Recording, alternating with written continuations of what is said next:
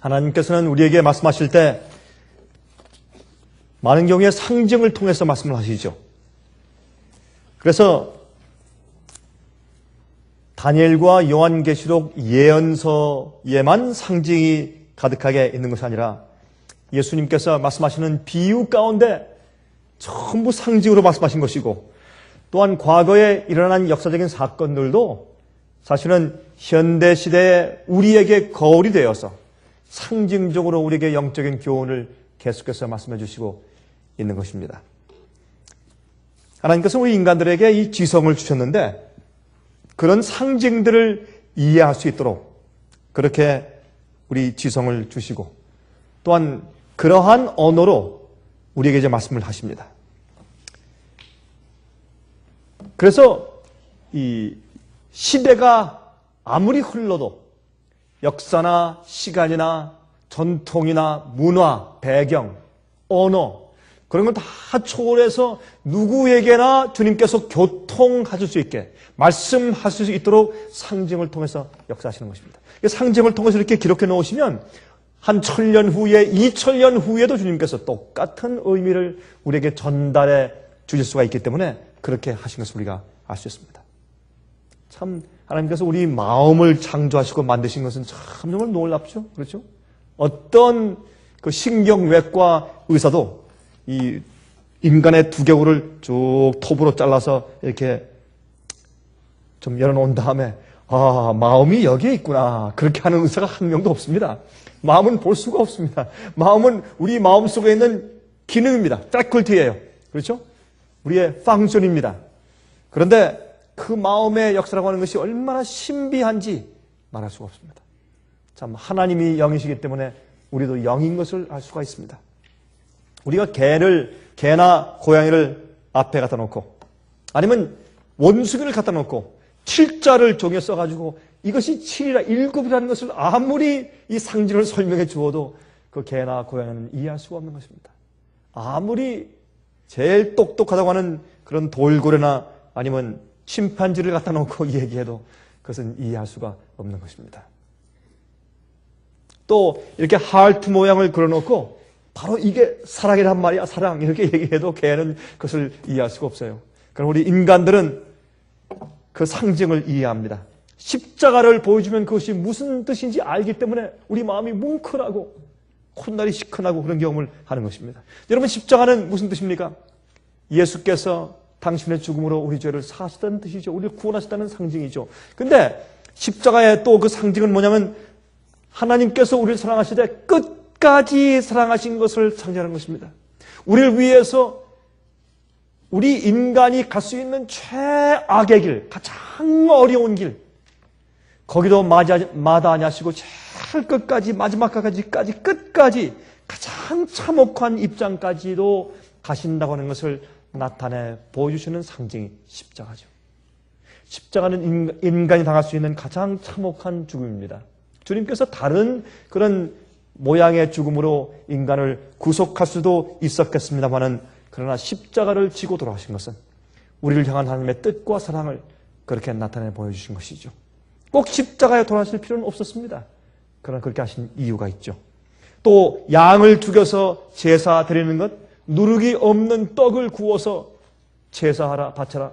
또 이런 기간 동안은 누룩이 없는 떡을 부풀리지 말고 그런 떡을 구워서 먹어라. 죄 없는 생활을 상징하기 위해서 그런 상징으로 많이 성경에 말씀하신 것을 알 수가 있습니다. 그러면 옛날 구약시대 사람들이나 우리나 그것이 무슨 뜻인지 잘 상징을 이해할 수가 있게 되는 것입니다. 여러분, 성소 제도에는 제사 제도가 4가지가 있죠. 4가지 종류가 있습니다. 번제가 있고, 번제는 우리의 굴복과 헌신을 상징합니다. 우리가 주 앞에 온전히 거듭나고 주 앞에 온전히 바쳐진 것을 상징합니다. 내 모든 것을 태워서 주 앞에 드리는 것을 상징하죠. 그 다음에 화목제가 있습니다. 화목제는 그것은 이 감사함으로 드리는 제사입니다. 그것은 서원하는 것입니다. 내가 주님과 약속하는 것입니다. 다시는 그렇게 하지 않겠다고 약속하는 것입니다. 그래서 하나님과 화목하게 되는 그런 제사이죠. 속죄제가 있습니다. 속죄제는 우리의 죄를 용서받기 위해서 이제 앞으로 오실 메시아를 그리면서 속죄제를 드렸습니다. 우리는 옛날 구약시대 사람들은 미래 올 십자가를, 미래 오실 메시아를 바라봄으로 믿음으로 구원받았고, 상징적으로 주신 의식을 행할 때 믿음으로 그것을 행하면 실제 앞으로 오실 그 실제 원형에 대한 믿음 때문에 미리 구원을 받고 미리 용서를 받은 것이죠. 그러나 우리는 과거에 이미 해놓으신 구속의 역사와 십자가와 보혈을 통해서 우리가 구원받는 것입니다. 그러므로 과거는 미래를 보면서, 우리는 과거를 바라보면서 십자가에서 믿음이 모아지죠.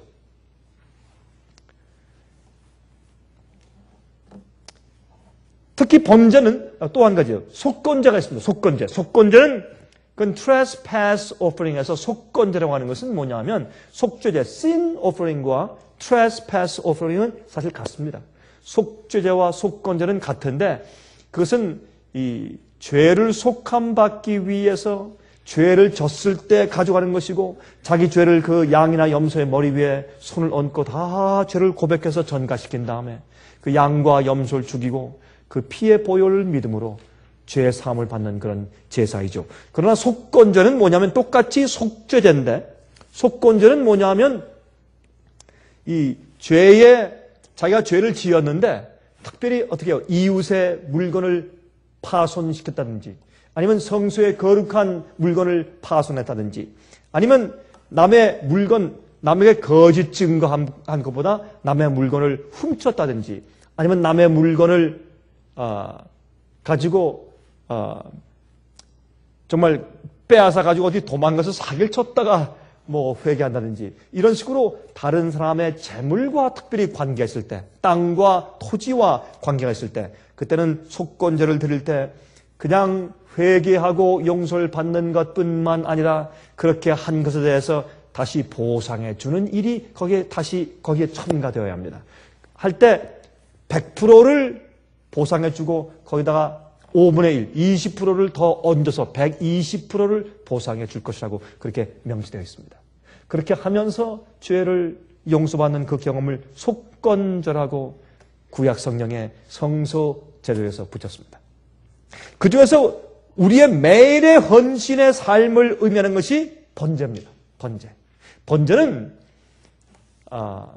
사실 우리가 속죄제를 드린 다음에 같이 함께 드리는 것이 번제입니다.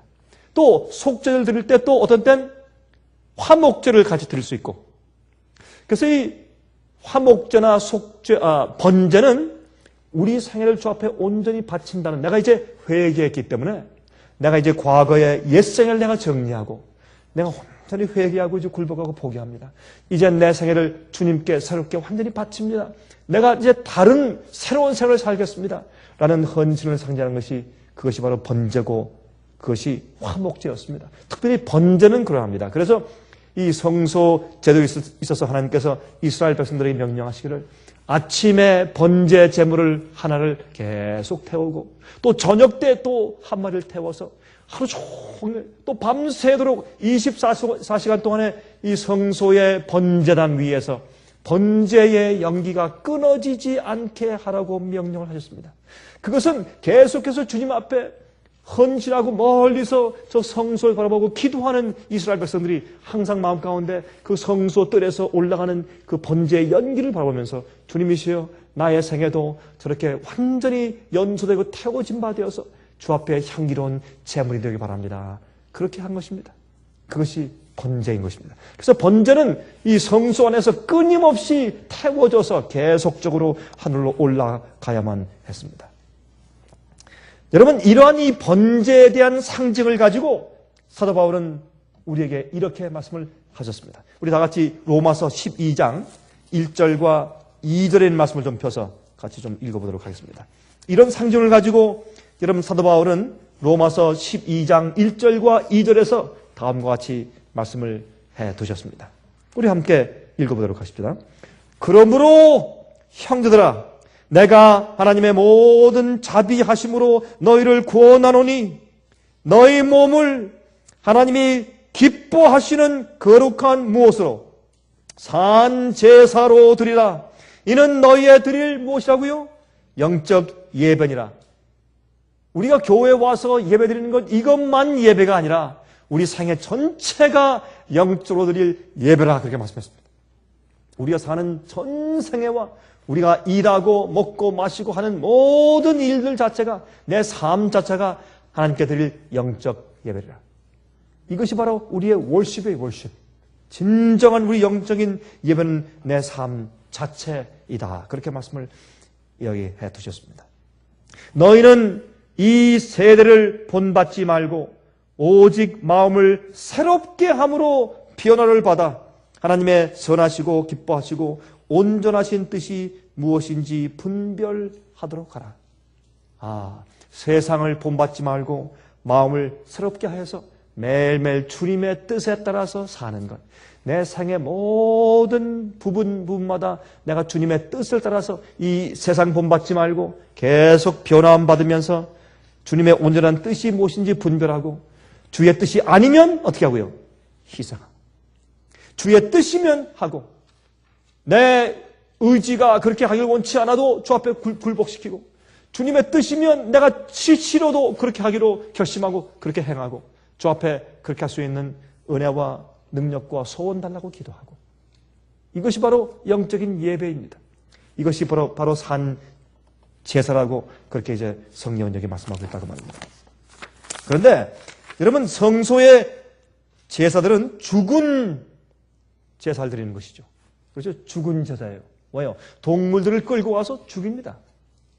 근데 우리는 말이죠, 흔히 어떻게 생각을 하냐면, 양을 죽인 다음에 양의 죽은 그 죽임당함과 죽은 그 양의 몸을 갖다가 희생을 드림으로 우리가 구원받고 용서받는다, 거기까지만 생각을 해요.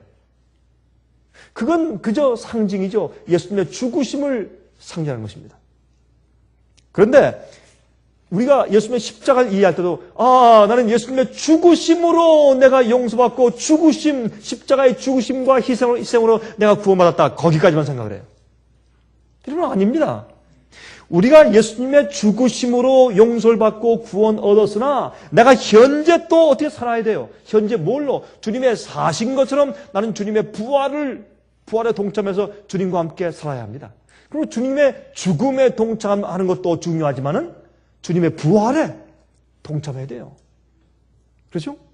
주님의 십자가에 돌아가심에 나도 동참하여 내가 죄를 고백하고 죽기를 결심하고, 내가 옛생애와 세상에 대해서, 나에 대해서 십자가에 못 박아 죽고, 이제는 어떻게 해요? 주님을 위해서, 하나님을 위해서 새로운 삶으로 다시 주님과 함께 동행하며 살죠. 근데 주님과 함께 삶으로 구원받는 것에 대해서는 많이 생각을 안 해요.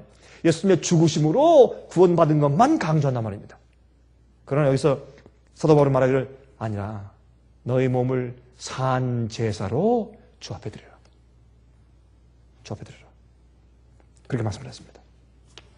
그래서 그 동물을 죽여서 제사하는 것이 이 성소의 상징이었는데, 그 제사를 드리면서 말이죠, 그 제사가 의미하는 상징을 믿음으로 믿고 받아들이면 용서를 받게 되고 구원을 얻습니다.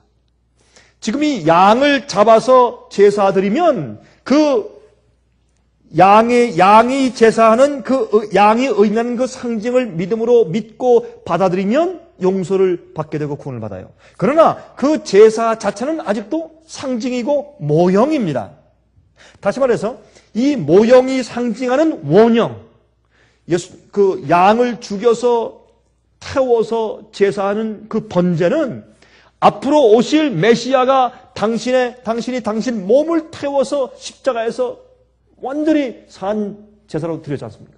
예수님의 생애 자체가 산 제사였고, 그렇게 앞으로 한다는 그 예수님의 돌아가심과 예수님의 부활을 상징하는 모형인 것입니다. 그래서 모형은 앞으로 실제 원형이 와서 모형이 상징하고 가지고 있는 그 의미를 앞으로 진짜 실제 원형이 와서 이루어 놓지 않으면 이 모형은 아무런 쓸데가 없다고 말합니다. 그렇죠? 원형이 와서 이 모형이 상징하는 의미를 진짜 원형이 와서 이루어야 이 모형이 가치가 있고 거기에 참여하는 우리가 의미가 있는 것입니다. 그렇지 않으면 아무 효용이 없어요. 아무리 성소제를 통해서 수백만 마리, 수천만 마리의 양을 갖다가 제사했다고 할지라도 예수님이 이 땅에 오셔서 십자가에 돌아가지 않으시면 말짱 도루묵이요. 그렇죠? 아무 소용이 없는 것이에요.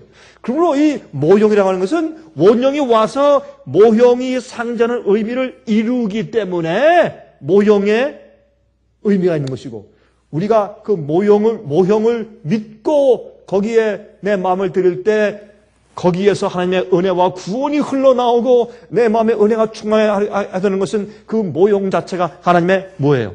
약속이에요. 주님의 약속이에요. 예언이에요. 그렇죠? 우리가 이렇게 생각을 하면 이것이 우리 생의 산 제사가 무엇인지를 우리가 점점 쉽게 이해할 수 있단 말입니다. 그 원형 자체가 와서 그 상징된 의미의 실제를 이루지 않으면 그 모형 자체는 아무 소용이 없는 것을 안단 말입니다. 그러므로 모형이 실제적인 파워를 갖는 것은 곧 뒤따라오는 실제적인 삶 자체 때문에 그렇습니다. 예수님을 상징하는 어린 양은 실제 이 땅에 오셔서 거룩한 생을 사실 예수 그리스도의 삶이 앞으로 있을 것이기 때문에 그 제사 자체에 효용이 있고 능력이 있고 거기에 구원이 있는 것입니다. 그러므로 히브리서 10장 20절 펴서보세요. 히브리서 10장 20절. 히브리서 10장 20절. 뭐라 했습니까? 그 길은 우리를 위하여 휘장 가운데로 열어놓으신 새롭고 산 길이요. 휘장은 곧 저의 육체니라. 여기에 말씀하기를, 여러분, 여기에 휘장 가운데로 열어놓으신 새롭고 산 길이요. New and living way. 이 성소가 상징하는 것으로 그치는 것이 아니라 예수께서 실제로 오셔서 그래서 살아서 보이신 새롭고 living way, 살아있는 way. 그렇게 말씀했어요. 휘장은 곧 저의 육체니라. 그래서 예수님의 그 생애, 예수님의 몸의 그 생애 헌신된 산 제사로 드리신 그 생애를 통해서 우리가 아버지 앞에 나가서 용납을 받아요. 한번 생각해 봅시다. 왜 성소의 휘장이 예수님을 상징할까요? 휘장을 통해서 들어가요. 문을 통해서 들어가요. 휘장은 사실 문이란 말이에요. 문. 그 당시에 이렇게 미닫이 문이 아니고 우리가 있는 것처럼 이렇게 나무 알루미늄 문을 만들고 있었던 것이 아니고 그 당시에는 다 휘장이었으니까 성소에도 문을 휘장으로 이렇게 친 것입니다. 그걸 문을 통해서 들어가는 것이 하나님께 나가는 것이죠. 그래서 요한복음 10장에 말씀하기를 예수님께서 나는 양의 못이라 문이라. 나를 통해서 들어오지 아니하는 자들은 다 절도요 강도니 그랬어요. 예수님은 하나님의 아버지께 나가서 우리가 용서를 받고 구원의 은혜를 받고 성령을 받고 하는 모든 아버지께 나아가고 보좌 앞으로 나갈 수 있는 문이에요. 예수님을 통해서만 나갈 수 있어요. 근데 예수님께서 왜 휘장으로 상징되었는가?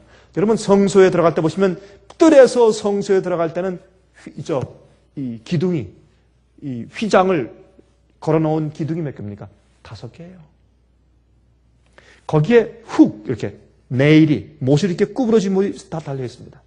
그러면 휘장을 갖다 만들어서 그 훅에 그 못에 갖다가 걸은 것입니다. 마찬가지로 예수님께서 못에 십자가에 못 박혀서 달리셨죠.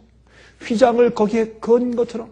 성소에는 모든 이 자세한 그런 상징들은 전부 다 예수님을 상징하는 것입니다. 예수님은 사실은 5개의 상처로 돌아가셨죠. 예수님께서 양쪽 손에 못을 박히시고 또 많은 사람들은 3개의 못으로 예수님께서 돌아가셨다고 생각하지만 사실 4개의 못이죠. 3개의 못이 아니고 발을 이렇게 포개해서는 못 박을 수 없으니까 하나하나 못 박힘 당하시고 또 오른손, 왼손 4개의 못으로 못 박히신 다음에 그 다음에 또 하나 더 창으로 옆구리를 깊이 찔림을 당했죠. 예수님이 정말 돌아가셨는가 아니면 아직 살아있는가를 확인하기 위해서 로마 군병이 밑에서부터 허리에 깊이 창으로 찔렀습니다. 그때 심장이 파열되어 계신 예수님께서 이미 돌아가셨죠. 그 심장에 파열된 피가 예수님의 이 폐에 있는데 가슴에 꽉 차 있을 때, 그래서 혈구와 빨간 혈구와 맑은 물 같은 혈청이 이렇게 분리되어 있을 때, 그때 정말 이 창으로 깊이 찔렀을 때 가슴까지 깊이 들어간 그 창 자국 때문에 거기에서 흘러 나오는데 물과 피가 흘렀다고 성경은 말하는 것입니다. 예수님께 돌아가실 때 우리의 죄를 지심으로 가슴이 답답해서 너무 힘들어서 파열돼서 마음이 아파서 우리 죄를 지시고 너무너무 죄를 짓는 것이 힘들어서 파열당해 돌아가신 것을 우리가 알게 되는 것입니다. 그러므로 그것을 상징하기 위해서 휘장으로 5개 못을 걸었어요. 그 다음에 또 어떻게 해요? 성소에서 지성소로 들어갈 때 기둥은 4개입니다. 4개 또 못을 하나씩 걸어서 그 4개 못에 그 휘장을 또 걸었습니다. 우리를 위해서 이렇게 산 제사로 걸리신 그 문, 예수께서 사신 그 생애, 예수님의 육체, 이 휘장은 곧 예수의 육체라고 그랬어요. 사도 바울이 예수께서 실제로 사신 그 생애, 예수님의 몸, 그 희생, 그것을 통해서 우리가 어디로 가요? 하나님 아버지께 우리가 드디어 나아갈 수가 있는 것입니다. 가서 우리가 기도할 수 있고, 우리가 자비를 구할 수 있고, 은혜를 구할 수 있고, 용서를 구할 수 있고, 때를 따라 돕는 도움을 달라고 기도할 수 있는 것입니다. 예수님의 생애와 산 제사인 생애 자체를 통과해서 우리가 용납받는 것입니다. 여러분, 그게 무슨 뜻인지 좀 생각해 보세요. 우리가 도둑질을 했어요. 회개했어요. 고백했어요. 용서받아요. 그럼 우리가 어떻게 돼요? 의롭게 돼요. 우리가 의롭게 용서받는다, 의롭게 된다는 것은 여러분 무슨 뜻입니까? 예수님은 도둑질 한 적이 한 번도 없어요. 그리고 예수님의 그 깨끗하고 의롭고 정결하고 거룩한 그 생애가 내 것으로 대치가 되는 것이에요. 그래서 내가 용서받는 것이에요. 용서는 그렇게 쉽게 오는 것이 아닙니다. 내가 거짓 증거를 했는데 그것을 내가 회개했지만은 내가 이미 했어요. 뭐가 이미 나갔습니까? 이미 그것 때문에 데미지가 생겼어요. 내 마음에 데미지가 생기고 다른 사람들에게 데미지가 생겼어요. 상처가 생기고 그것 때문에 나쁜 결과가 생기고 문제가 이미 저질러져 버렸어요. 여러분, 이제 엎질러진 물이에요. 그럼 어떻게 해요? 그러나 독이 깨지지 않고 한 번도 물이 엎드러지지 않은 것처럼 우리를 의롭게 인정해 주시는데 왜요? 예수님의 죄 짓지 않으신 그 생애, 산 생애가, 그 산 제사가 내게 와서 내가 마치 그렇게 산 것처럼 나를 대치해 주시는 것이에요. 여러분, 그것이 용서입니다. 많은 사람들이 용서가 내게 어떻게 이르러오는지 잘 생각을 안 해요. 아, 내가 그저 잘못했지만 주님께서 그저 봐주시는구나. 그것만이 아니고 용서는 어떻게 내가 그렇게 죄를 지었는데 악한 죄를 지었는데 그것을 주님께서 어떻게 짓지 않은 것처럼 용서해 주시면서 그 깨끗하게 사신 예수님의 그 거룩한 생애를 내 것이라고 대치해 주시는 것이요. 그것이 용서예요. 내가 쌓은 것들, 남을 친 것들, 남을 못 살게 군 것들, 이런 모든 죄들을 주님께서 그것을 당신이 가져가시고 흠없는 깨끗한 제사를 우리에게 주시는 것입니다. 그래서 이게 바꿔지는 것입니다. 그래서 우리가 거듭나고 용서받을 때 우리 마음 가운데 예수님 마음 가운데 있는 의로운 자만 가지는 마음의 평안과 쉼이 들어오는 것입니다. 그렇죠?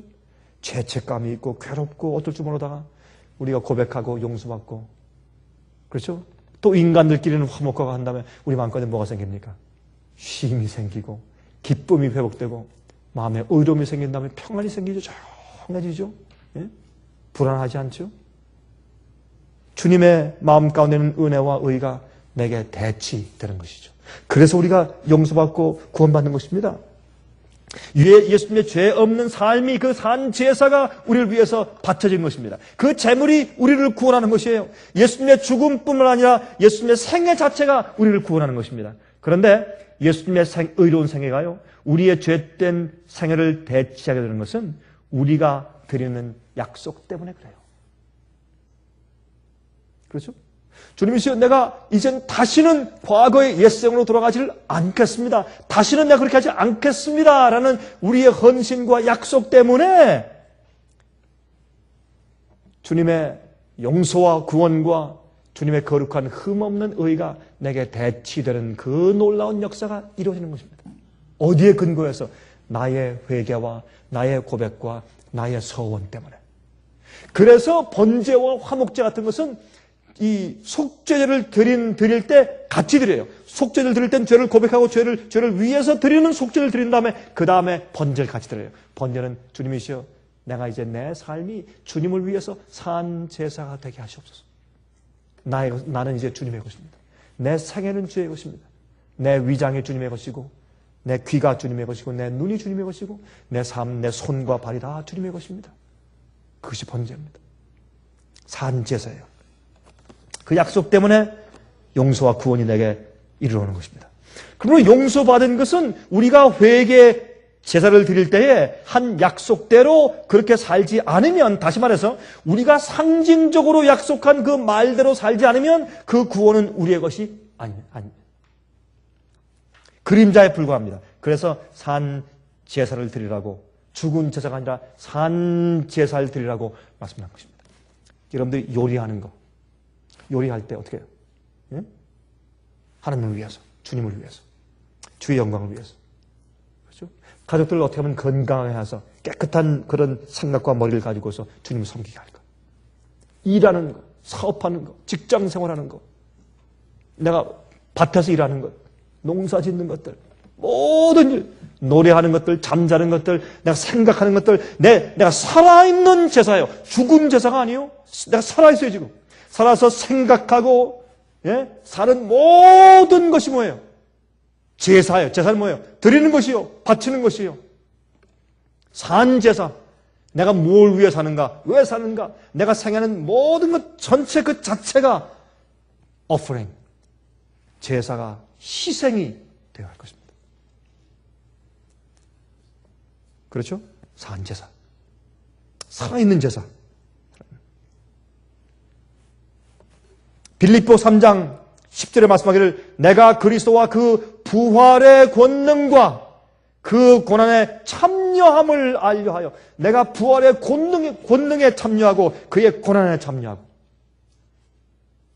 그렇죠? 예수님의 죽음에만 참여하는 것이 아니라 예수님의 부활에 참여하고 예수께서 부활하신, 그리고 우리가 예수님의 죽음으로 용서받고 예수님의 부활과 삶으로 구원받는 것이에요. 예수님께서 죽으시기만 하고 부활치 않으셨으면 아무 소용이 없어요. 예수님의 죽음과 부활이 있기 때문에 그분은 우리 구세주고. 그렇죠? 그러면 주님께서 부활하신 다음에 주님의 그 생애가 내 생애가 되는 것이죠. 내가 주님의 부활의 권능에 참여하고 주님의 산 생에 내가 참여하고. 그것이 산 제사입니다. 로마서 6장 4절부터 13절 보시면 이렇게 말씀드렸어요. 우리 찾아보십시다. 로마서 6장입니다. 우리 다 한번 좀 펴서 좀 보시길 바랍니다. 로마서 6장입니다. 6장 4절부터 13절까지 한번 읽어보십시다.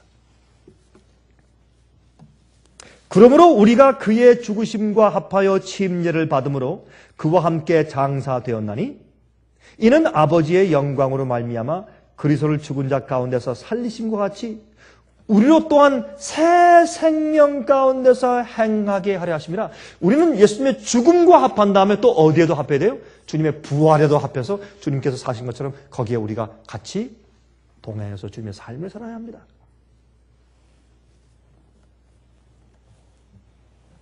새 생명 가운데 5절 만일 우리가 그의 죽으심을 본받아 연합한 자가 되었으면 또한 그의 부활을 본받아 연합한 자가 되리라.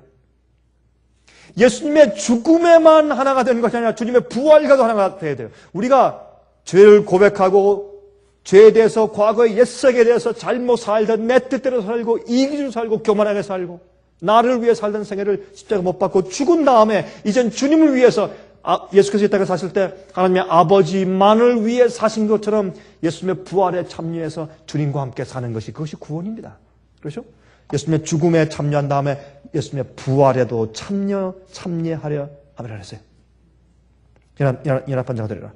6절 우리가 알거니와 우리 옛사람이 예수와 함께 십자가에 못 박힌 것은 죄의 몸이 멸하여 다시는 우리가 죄에게 종로로 타지 아니하려 하매니 이는 죽은 자가 죄에서 벗어나 의롭다 하심을 얻었습니다. 만일 우리가 그리스도와 함께 죽었으면 또한 그와 함께 살 줄을 믿노니 이는 그리스도께서 죽은 자 가운데서 사셨음에 다시 죽지 아니하고 사망이 다시 그를 주장하지 못할 줄을 알미로다.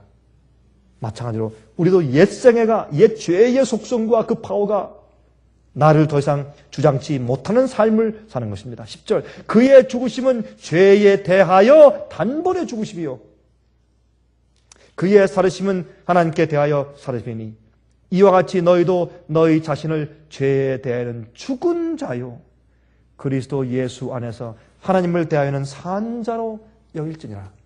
그래서 우리가 살면서 말이죠, 우리가 항상 선택을 해야 합니다. 나는 나의 생애는 산 제사이다. 나의 생애는 산 제사이다. 항상 선택을 해야 합니다. 어떻게 하는 것이 내가 산 제사를 드리는 것인가? 12절 그러므로 너희는 죄로 너희 죽을 몸에 왕노릇하지 못하게 하여 몸의 사욕을 순종치 말고 또한 너희 지체를 불의의 병기로 죄에게 드리지 말고 오직 너희 자신을 죽은 자 가운데서 다시 산 자같이 하나님께 드리며 너희 지체를 의의 병기로 하나님께 드리라. 이것이 무엇입니까? 이것이 산제사예요.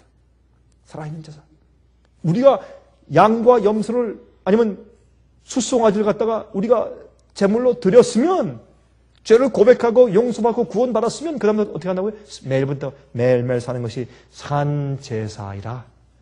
산제사. 우리의 몸과 우리 먹고 마시는 것과 생각하는 것들과 보는 것들과 모든 것들, 우리가 상상하는 것들과 명상하는 것들과 우리가 계획하는 것들과 꿈꾸는 것들과 모든 것들을 어떻게 해요? 여기에 우리 자신을 어떻게 해요? 하나님의 의의 병기로 드리라. 우리 몸의 사욕을 순종하지 말고 내 몸의 충동과 내 정욕과 내 욕심과 내 원하는 대로 따라 살지 말고 이제는 어떻게 해요? 하나님의 뜻대로 살기 위해서 몸의 지체 불의에 의롭지 못한 그런 무기로 기구로 주지 말고 하나님을 위해 살고 주님의 영광과 주님의 뜻과 주님을 기쁘시게 하는 것과 그런 것을 위해서 드리라. 이것이 산제사입니다. 산제사. 여러분 제사를 드리기 위해서 어떻게 돼요? 끌고 가야 돼요. 그렇죠? 우리 자신을 성령의 은혜로 결심해서 끌고 가야 될 것이요. 주님의 부활의 능력에 참여하기 위해서. 이것이 산제사입니다. 매일매일. 그래서 매일매일 사는 산제사라고 여기에 잘 지금 바울이 설명하고 있어요. 그런데 여기 이제 우리의 살아있는 그 생활 자체를 말했는데 죽은 것이 아니라 살아있는 그 자체. 어떤데 우리가 참 성가심을 받습니다. 그렇죠? 근데 성가심을 받을 때 우리가 결정을 해야 돼요. 참 어떤 때는 여러분 저도 그래요. 어떤 때 이모저모로 아주 마음이 성가심을 받고 뭐 어떻게 될지 모를 그럴 때가 생겨요. 그때 우리가 선택을 해야 합니다. 내 이 몸이 너희 몸을 산 제사로 드리라. 몸을 왜요? 우리 몸속에 뭐가 있어요? 우리 몸속에 감정이 있고 혼이 있어요. 혼. 영과 혼과 몸을 그렇죠? 그렇게 말씀하셨어요. 영과 혼과 몸을 흠없이 주 앞에 드리라. 주께서 오실 때 흠없이 주 앞에 드릴 수 있도록 해라. 그것이 사도 바울의 말씀인데 그러면 혼이라고 하는 것은 우리 몸속에 있는 무엇입니까? 정신적인 기능이죠. 우리가 이제 싸우고 있죠. 이때 어떻게 할까? 어떻게 해야 될까? 그때 어떻게 해요? 산 제사로, 의로운 제사로 드리기 위해서 내가 굴복해서 어떻게 해요? 주 앞에 드리는 것입니다. 어떤 때는 순간마다, 어떤 때는 한 시간마다, 어떤 때는 하루하루 계속해서 우리의 선택을 통해서 불의의 병기가 아니라 의의 병기로 드리는 것입니다. 그것은 내가 내 몸을 그렇게 끌고 가야 할 것이요. 어떤 땐 싫어도 결심해서 끌고 가야 할 것이요. 주 앞에 기도하면 주님께서 우리에게 그렇게 하고 싶은 그런 동기를 넣어주시고 그렇게 행하게 해주신다고 말씀을 했어요.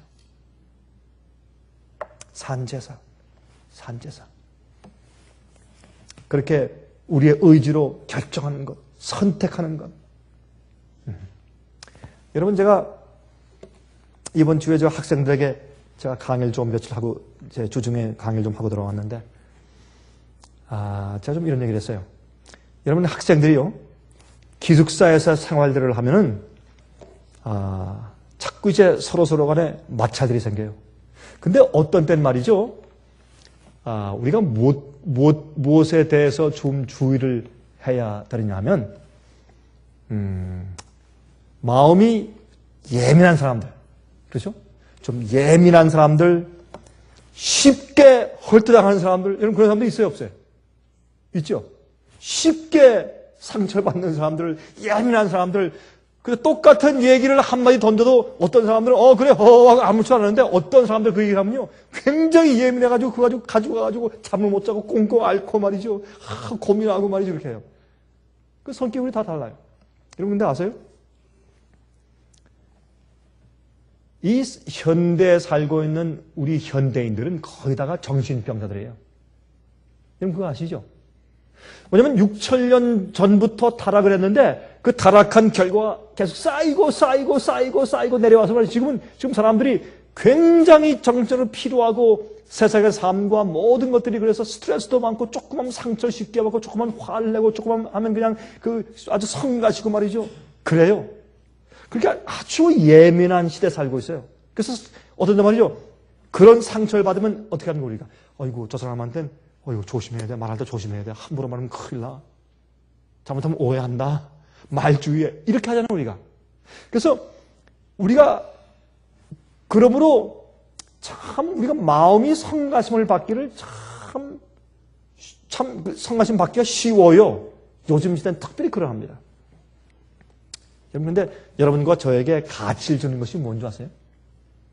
우리가 남보다 낫고 더 예쁘고 더 잘생기고 키가 더 크고 조금 더 많이 가지고 조금 더 좋은 기술 가지고 공부를 한 1, 2년 조금 더 했고 이런 게 아니거든요.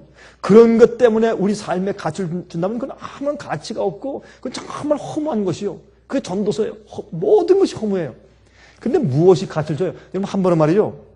어떤 제 친구가 저한테 그랬어요. 아이고 강 목사 난 강 목사만큼 키만 커봤으면 원이 없겠다.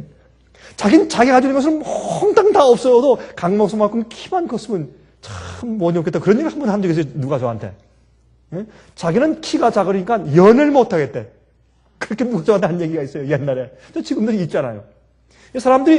우리 사람들은 말이죠. 여러 가지 컴플렉스가 있어요. 키 적은 컴플렉스, 못났다는 컴플렉스, 여드름이 많다는 컴플렉스, 돈이 없다는 컴플렉스, 재주가 없다는 컴플렉스 말이죠. 나는 일찍이 부모를 여였다는 컴플렉스, 남편이 날 버렸다, 아내가 날 버렸다, 자식들이 아주 정말 반항적이다. 내 자식이 죽었다는 별의별 컴플렉스가 다 있어요. 나는 공부를 하고 싶었는데 돈이 없어 못했어. 이런 컴플렉스. 너무나 컴플렉스가 많은 시대에 살고 있어요. 그래서 여러분 참 어려워요. 여러분 그래서 우리는 매일매일 산 제사가 돼야 돼. 매일매일 이런 것으로 마귀는 우리 약점을 알기 때문에 여기저기 갖다 불화살을 그냥 쏴야 돼요. 그러면 조금만 하면 기분 나쁘고 조금만 하면 성가시고 조금만 하면 화가 나고 조금만 하면 낙심하고 그런 것이에요. 어떻게 되겠어요? 산제사를 드려야 돼요. 예수님이 나를 위해서 돌아가서 날 구원하시고 용서하신 것뿐만이 아니라 그때마다 내 자신을 쳐서 복종시키고 주님의 뜻대로 살기로 주님의 죽으심에 합한 것만 아니라 주님의 부활하심에 합해서 나도 할 수 있다. 주님의 능력이 나와 함께 계시고 주님의 인자가 나와 함께 계시고 나를 그렇게 할 수 있게 만드시는 성령의 은혜가 나와 함께 계시고 주님의 부활에 동참한 자리 되어야 돼요. 매일. 산제사. 내가 사는 것 자체, 생각하고 먹고 사는 모든 자체. 누가 나를 한번 오해하면 말이죠. 우리가 잠을 못 이뤄요. 답답해서. 그거 말고 예수께서 사신 그 생에 내가 동참하는 산제사. 그걸 드려야 돼요. 매일매일. 어떻게? 여기 보면 이것이 너희가 드릴 영적 예배라. 너희가 세상을 이 세대를 본받지 말고 마음으로 새롭게 변화를 받아. 여러분 이 변화를 받는다는 이 단어는 말이죠. 헬라 말로 메타몰포인데 메타몰포라는 그 단어를 갖다가 이 성경에서 어디에 기록되냐면 예수님께서 변화산 위에서 그가 변형되사 갑자기 하나님의 영광의 빛이 비치면서 예수님이 변화됐어요. 옛날 모습으로 갑자기 엘리야가 내려오고 모세가 내려와서 예수님과 함께 같이 대화를 했습니다. 예수님께서 앞으로 곧 십자가 돌아가시고 고난당하실 것을 엘리야와 모세가 내려와서 자기들이 이 땅에 있으면서 의를 위해 살 때 고통당하고 핍박당할 때 그 고통스럽고 아픈 것을 예수님께 나누면서 창조주 하나님이시여, 우리를 구원하기 위해서 우리 같은 이 인간의 몸을 쓰고 오셨는데 얼마나 힘드십니까? 그때 우리가 이렇게 느꼈는데 주님도 그런 걸 느끼시죠? 우리가 그때 그렇게 마음이 아팠는데 주님도 그렇게 느끼시죠? 우리가 주님을 이해합니다. 그때 변호사님 위에서 모세와 엘리야와 담화하신 예수님께서 그들에게 얼마나 큰 위로를 받으셨을까요? 주님께서. 너희도 옛날에 이렇게 가슴 아픔을 느꼈겠구나. 그렇게 대화하실 때. 그때 예수님께서 변형대사 하는 그 단어를 바로 요걸 썼어요. 그래서 우리가 어떻게 해요? 우리가 그렇게 변형을 받으란 말이에요. 어떻게? 계속적으로. 그래서 여러분, 고린도 후서 3장 18절에 보면 우리가 다 수건을 벗은 얼굴로 거울을 보는 것 같이 주의 영광을 보매 저와 같은 형상으로 화하여 영광에 이르니 곧 주의 영으로 말미암음이니라. 어떻게 해요? 주님의 영광으로 조금씩 또 더 나은 단계로 조금씩 계속해서 8절에 가는 그런 계속적으로 변화에 올라가는 그런 모습을 여기에 기록하는 것입니다. 이 세상을 본받지 않고 너희 마음으로 새롭게 변화를 받아서 계속적으로 산제사, 살아있는 동안에 내 생의 전체를, 모든 부분들을 주 앞에 바치고 굴복하고 주님의 뜻을 선택해 살아나가는 생애, 산제사. 얼마나 아름다운 일이에요. 바울은 그렇게 살았습니다. 그렇게 살기로 애썼습니다. 베드로전서 2장 5절을 말씀했습니다. 너희도 산돌같이 신령한 집으로 세워지고 예수 그리스도로 말미암아 하나님이 기쁘게 받으실 신령한 제사를 드릴 거룩한 제사장이 될지니라. 우리의 삶 전체가 주 앞에 드리는 영적인 예배예요. 찬송하고 기도하고 말씀드리는 이 예배만 예배가 아니라 내 생애 전체가 주 앞에 바쳐지는 생애. 내 생활 자체가, 내가 일하고 모든 하는 것들이 하나님께 바쳐지는 산제사, 영적인 예배. 이게 얼마나 아름다운 생일까요? 이게 그리스도의 생애죠. 그렇죠? 그것이 우리 마음의 상태가 되어야 합니다. 그러면 여러분과 저의 생애의 가치가 어디에서 옵니까? 가치가. 예수님께서 우리를 위해서 당신의 생명을 바치고 큰 가치 있는 값어치를 우리에게 주셨기 때문에, 그렇게 큰 값으로 샀기 때문에 우리가 가치가 있는 것이죠. 내가 뭐 잘났고 좀 더 많이 가지고 있고 좀 더 잘한다고 가치가 있는 것이라, 예수님이 크신 값을 치르시고 당신의 생명 그 자체를 버리시면까지 우리를 사랑하시고 우리를 구원하시기 위해서 그 값을, 무한한 값을 치루어 주셨으므로 가치가 있는 것이죠. 제가 옛날에 여러분께 하와이에 있는 세 딸에 대한 얘기를 한번 한 적이 있습니까? 여러분 기억나십니까? 하와이에 있는 옛날에 이제 집에 세 딸이 있었는데 그 얘기 들으셨어요? 못 들으셨습니까? 옛날에 그 기독교 크리스천 프로덕션에서 만든 어떤 짧은 영화가 있었어요. 근데 거기는 이제 하와이에 있는 옛날 그 풍습 말이죠. 남자가 어떤 여자에게 그 여자와 결혼하려고 하면 그 여자를 자기 부인으로 데려가기 위해서 다우리라고 하죠. 다우리를 갖다가 값을 주고 사야 돼요. 이제 장인한테 가서 아버님 안녕하십니까? 제가 당신의 첫째 딸을 원합니다. 내가 당신의 첫째 딸을 위해서 내가 암소 10마리를 드리겠습니다. 뭐 이렇게 하는 거예요. 옛날에 그런 게 있었지 않습니까? 옛날에 한국에도 있었어요. 그런 게 좀. 근데 이제 그 하와이에 딸이 세 명 있는 집안이 있었는데, 첫째와 둘째는 꽤 그래도 예뻤는데 셋째 딸은 그 영화를 만드는데 보니까 정말 이 안경 태도 시꺼멓고 두껍고 머리도 잘 안 빗고 별로 뭐 예쁘지 않고 좀 별로 못생긴 것 같아요. 그래서 아무도 그 동네 청년 가운데 아무도 다우리를 내가 결혼하겠습니다 하는 그걸 뭐라 그래요? 한국말로. 다우리. 그걸 뭐라 그러죠? 집창금은 여자가 가져가는 것이고 그걸 뭐라 그러죠? 남자가 이렇게 주는 거 있지 않습니까? 하여튼 그 나오리를 갖다가 주고 자기를 데려갈 남자 한 명도 없는 거예요. 그러니까 이 여자는 예쁘게 치장할 필요가 없어요. 예? 뭐라 그래요? 함. 그 이제 결혼할 때 이제 그렇게 하는 건데, 그것 이제 나오리의 명칭은 아니죠, 하여튼. 그러나, 어쨌든, 그래서 이 남이 인정해주지 않으니까, 자기는 가치 없는 여자니까, 그냥 뭐 가꿀 줄도 모르고 그냥 막 그렇게 살고, 꼭 뭐 남자아이처럼 그렇게 살아요. 샀는데, 한 번은 말이죠. 제 딸이 집에 있는데, 보니까 어떤 남자가 찾아왔어요. 자기 아버지한테. 누군가 이렇게 이제 문을 약간 열고 들여다보니까 그 아버지 방을 들여다보니까 그 동네에서 가장 잘생긴 미남 청년이 찾아왔어요. 무릎을 딱 꿇고 그 아버지한테 하는 얘기가, 아버님, 제가 아버님의 그 딸을 위해서 내가 결혼하겠는데, 딸을 위해서 내가 암소 30마리를 드리겠습니다. 이건요 최고로 비싼 값이에요. 이건 아주 예쁜 미스 코리아 같은 여자한테만 주는 값이에요. 30마리는 굉장한 값이에요, 그 당시에. 정말이냐? 정말이다. 나중에 보니까, 이거 우리 큰언니를 위한 것인가? 그럼 둘째 언니겠지. 나중에 말했는데 보니까, 셋째 딸. 나를 위해서 깜짝 놀랐어요, 이 여자가. 나를 위해서 저 멋있고 아름다운 청년이 30마리 다우리를 갖다가 바치고 날 데려갔단 말이냐. 이 꿈이냐, 상식이냐? 난 도저히 믿지 못하겠다. 나중에 들어보니까 정말 셋째 딸 자기를 말하는 것이. 그날부터 이 셋째 딸의 생애가 바뀌어요.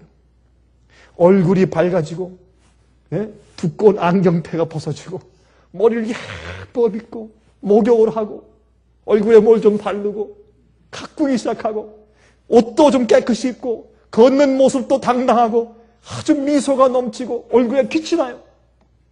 왜요? 가치가 생겼으니까. 가장 멋있는 남자가 자기를 30마리 암소를 준대요. 얼마나 가치가 생겼어요, 이제 여자가. 그래가지고 기뻐서 어쩔 줄 몰라요. 몇 달 지난 다음에 결혼식 날인데, 그 영화의 끝에 이제 결혼식 장면이 나오는데, 그 이제 멋있는 신랑이 와서 면사포를 쓰고 들어오는, 이렇게 가리고 들어오는 그 여자 앞에 가가지고 웃으면서 그 너울을 이렇게 벗겨주는데, 어유, 제가 깜짝 놀랐어요. 얼마나 예쁜지. 그렇게 못생겨도 생겼는데, 얼마나 예쁜지, 아주 얼굴에 미소가 잔뜩 있고, 자신만만하고, 예? 그 신랑을 쳐다보는 그 눈을 볼 때, 야, 저 처녀가 저렇게 예쁜 처녀였나? 깜짝 놀랐어요, 저걸 보다가. 그리고 영화가 끝나면 이렇게 끝나요. 우리의 가치는 예수님께서 얼마만한 값을 주고 우리를 사셨는가에 달려있다. 그렇게 하면서 그 영화가 끝나요. 아주 감동적인 영화였어요. 제가 옛날에 봤어요. 여러분이시여, 여러분과 저에게 치료진 가치는 그런 가치예요. 얼마나 놀라운 가치. 여러분들은 다 독특한 사람들, 유일한 사람들이에요. 여러분이 구원받지 못하면 하나님 마음 가운데 영원히 섭섭한 마음이 영원히 있을 것이에요. 우리만 채울 수 있는 부분이 하나님 마음 가운데 있거든요. 그렇게 다 유니크하게, 다 독특하게, 다 귀한 분들이 우리가. 왜? 주님께서 큰 값을 샀기 때문에. 그래서 우리가 가치가 생겼으면 그다음부터 어떻게 우리가 예민한 것이 많이 치료가 돼요. 우리가 치료가 돼요. 그것 때문에. 그러면 어떻게 지금부터 이제부터 내 생애가 산제사요. 이제부터 그 크신 값으로 나를 주고 사셨으니 이제 내 생애는 이제 날 위해 사는 것이 아니라 내 육체의 병기로 주는 것이 아니라 이제 의의 병기로 주님을 위해 살게 되는 것이야. 산제사요. 그럴 때 어떻게 해요? 점점 변화되어 세상을 본받지 않고 변화를 받아. 이게 영적 예배예요. 매일 드리는 것이요. 내가 어때 그런 경험을 할 때 알겠습니다. 그래도 내가 주님의 뜻대로 해야지 라고 결심하고 선택하고 주님의 뜻대로 결정해서 살아가는 것이 그게 산제사예요. 제산 드리는 거 아니에요? 굴복하는 거 아니에요? 어떻게 살아있는 내가 살면서 산제사예요.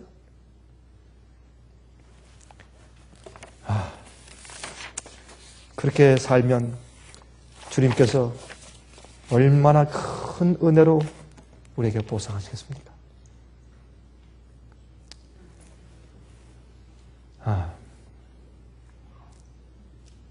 사실 우리가 계속해서 변화받아 하는 것은 이런 뜻입니다. 많은 사람들이 생각해요. 우리가 죽고 거듭나고 이제부터는 쫙 그냥 한 길로 올라간다. 그렇게 하는 사람들은 없어요. 그렇죠? 우리가 넘어지고 자빠지고 나동가지고 실수하고 그러면서 우리가 발전하죠. 그렇죠? 그런데 주님께서는 어때요? 마귀가 주님 저거 보세요. 하나님 저 사람이 당신의 종입니까? 저 사람이 믿는 자예요. 이렇게 할 때 가만히 있어라. 나 아직 안 끝났다. I'm not finished with him. 아직 안 끝났다. 이렇게 하시는 거예요. 주님께서. 우리에게 우리 저 끝에 희망과 맨 마지막에 꼴이나 하느냐 그걸 보시는 거예요. 주님께서. 우리에게 소망을 주시는 거지. 소망이 우리를 향해서 있어요. 그러면 우리가 어떻게 해요? 어떤 때는 믿지 못하고 불신해서 막 헤매다가 깨닫고 주여 정말 이렇게 내가 믿음이 없습니까? 하면 어떻게 돼요?